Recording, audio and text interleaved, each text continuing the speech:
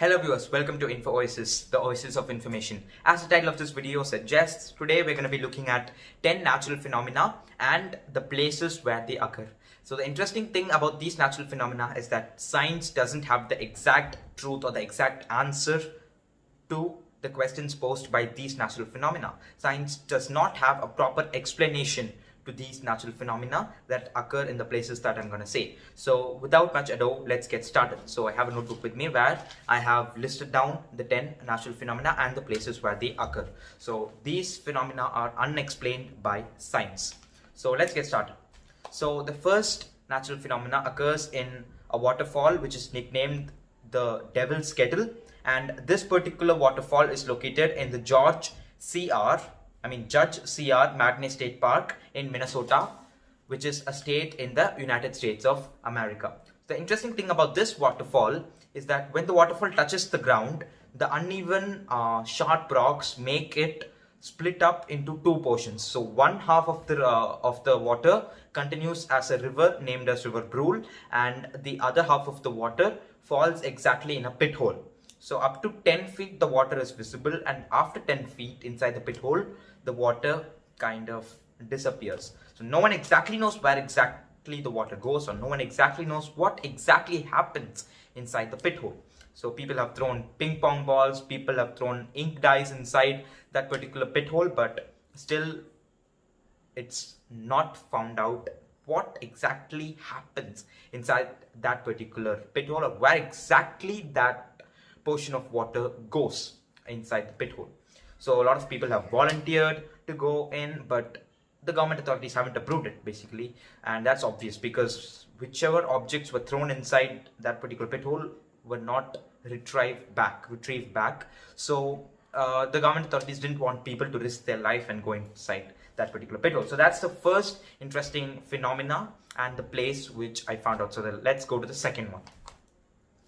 So the second natural phenomenon revolves around a place, around a volcano known as the Kawah Ijen, and it's located in Indonesia. So basically this volcano is very much near to a sulfur mine. So basically there are some sulfur deposits inside this particular volcano, and a sulfur mine has been opened near the volcano to take out those sulfur deposits. So the phenomena goes like this. Basically this volcano is a dormant one and it doesn't erupt very often, but during night time in pitch darkness we could see neon blue colored lava spewing out of the volcano, and it's so beautiful to watch. So science has an explanation behind it. Let's see what science says. So science literally says that the sulfur deposits inside the volcano get vaporized due to excessive heat, and they turn into a semi-solid substance when they liquidify inside the walls of the volcano. So they attain a semi-solid structure, and when this semi-solid structure combines with the lava inside, then it gives rise to this neon blue colored mixture. So the workers there wear traditional wet cloths because they can't afford to buy sophisticated masks to protect themselves. So they must protect themselves, they must cover their noses and mouths because of the toxic gases surrounding that particular mixture. And when this particular mixture solidifies, the workers adorned with their masks, they come and they take out the sulfur from this particular mixture. So this is the second interesting place come natural phenomena which I had for you. So let's go to the third natural phenomena. This natural phenomena is known as the Histone Lights, and it's basically seen in the central rural parts of Norway. So the people here are a bit superstitious, and you might know how rural people are, right? So what happens is that unusual lights are seen in the night sky in this particular region. So those lights are basically available in three colors: bright white, yellow and red. So these are natural lights which are so beautiful to watch, and they're a spectacle basically for our eyes, and they last for few seconds to over an hour. So from few seconds they range to more than 60 minutes, and the speed of the lights flashing across the sky is sometimes slow, sometimes fast. And the first case was reported in 1930, and between 1981 and 1984 the frequent number of lights were seen, and there were 15 to 20 cases of sightings of light reported within a week, but since 2010 it's decreased significantly, and now around 10 to 20 sightings are seen per year. So that's a gradual decrease. So I think this phenomenon is my personal favorite, and leave your personal favorite in the comment box below. So let's move on to the fourth particular phenomena. And yeah, one thing to mention about the third phenomena is that science says that ionized iron is the reason for emitting this light, but still it has not been approved fully. So let's move on to the fourth phenomenon right now. So this phenomenon occurs in a lake known as Lake Karachay in Russia, and this is the most toxic lake, or the most toxic water body in the entire earth. So to understand this concept, we must trace back to the Cold War era. We must go back in history, we must go back in time.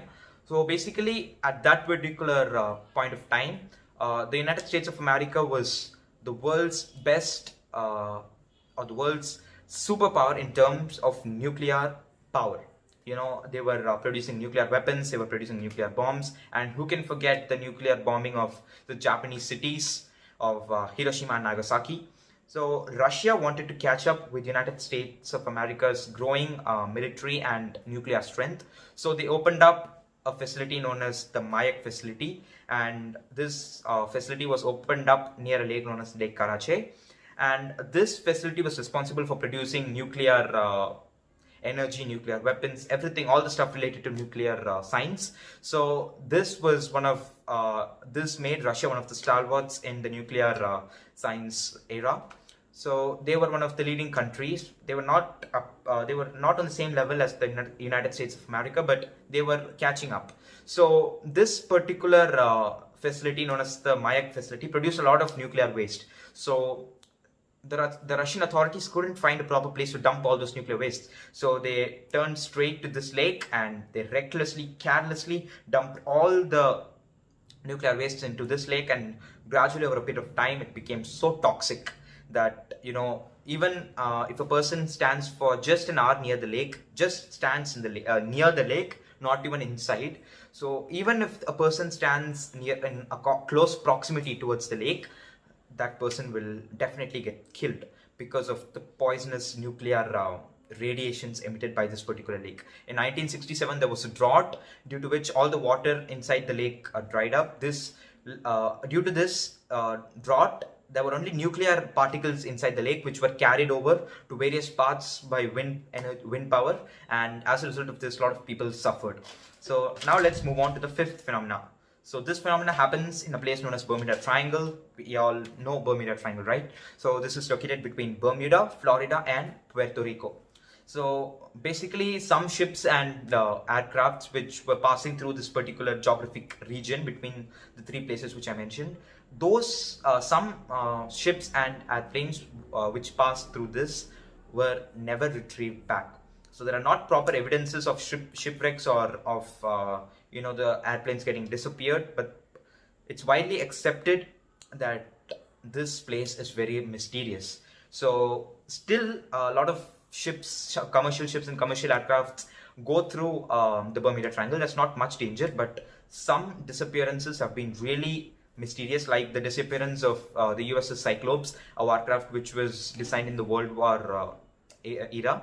So science does not have a proper explanation behind it. Some say that there are cyclones and thunderstorms occurring in this particular region, but still science hasn't been able to explain it properly. Let's move on to the sixth one, and this natural phenomena has taken place in Piemonte, Italy, between the cities of Grana and Corsoso. Corsoso, sorry, I'm not an Italian. So Corsoso and Grana. So this particular tree is a combination of two trees. There's a mulberry tree, and through the center of the mulberry tree we have a cherry tree. So the interesting thing about this is that both the trees are equally healthy. So basically when two or more trees grow together, it's basically a parasitic sort of environment where one tree sucks nutrition from the other trees.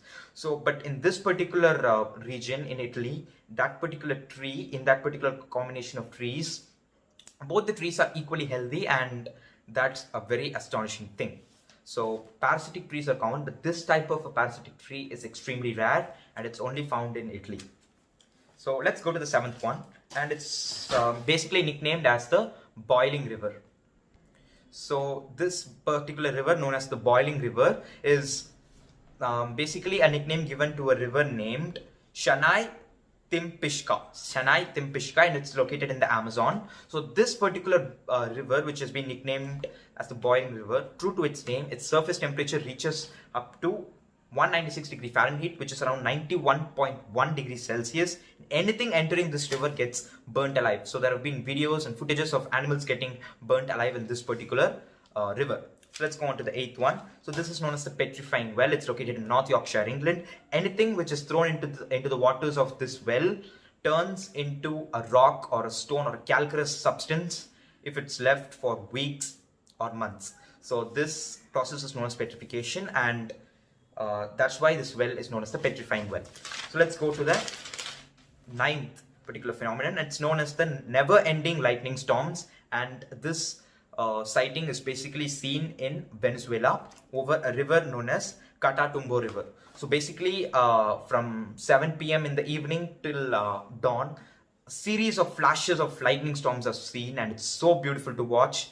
And in 2010 there were around 6 months where these storms were not seen, but after that they came back again, and they continue to inspire and all the people that are living there. But people who are scared of thunderstorm must never go to Venezuela, particularly to this place, and they might not be there. They must not wander recklessly at this point of time, because the lightning storms that are seen might frighten them.